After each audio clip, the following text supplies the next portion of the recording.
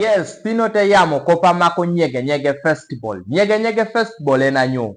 De timere tuai. Do nyomo timiye. Nen beranok. Welcome. I want to start by thanking the government and especially the security agencies for keeping the security, for making sure you are happy, making sure you are safe, and enjoying your lives.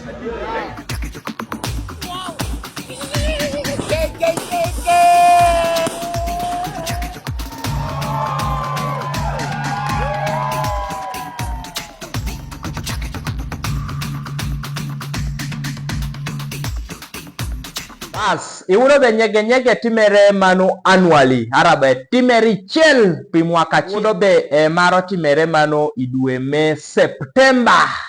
Mano Uganda kan. Do timere i district Arabika bedo moluongo be JINJA. Mano do inget showers me River Nile. Iwudo be cheng arabo exact date.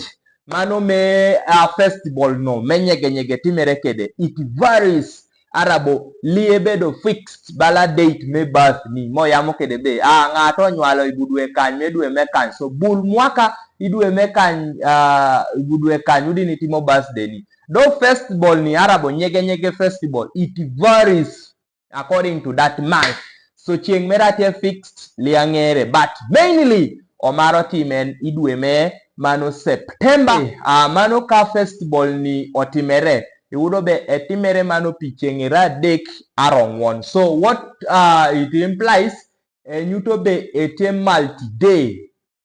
Be kajo orot kuno joto kuno ko participating I party no Arabi festival me nyege nyege no pichengera dek arongwon. Lineup me activities atimere kuno varies bedo locally ko yambe locally mano wanjo me Uganda kan music me Uganda tie iwudo be international music da tie iwudo be all the cultural practices are exhibited from there iwudo be Baganda dance Busoga dance Nenoton Karamojong dance so people explore advantages me mano nyege nyege dance iwudo be it is really much of tourist attraction.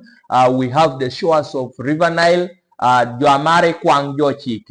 Udi road very cool tasting. Don't I man lead you ke the pole sana sana. Ude robedo engine. Iwudo be music generics atie kuno. Iwudo bo tune kede hip hop. Music do maga tukere kuno hip hop. Ocheke the reggae. Ocheke the technos.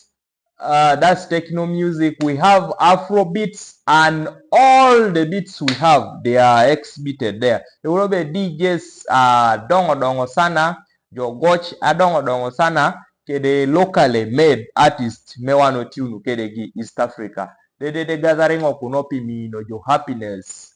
Manopi kela yo mai. Iwudobe nyege nyege is a big festival whereby etieke the sponsors arabo jo akonyo mine lime organizing en iwudobe MTN sponsoring en iwudobe Uganda Waragi iwudobe Bell obedo sponsors adongo sana sponsoring omano festival ni menyege nyege ini yang bite udo lero moro about nyege nyege itwero following wa mano subscribing liking and sharing amano no wudite nyuto marane wada okomede kede unveiling information meche pak itwero ngeno doli ngeo ituto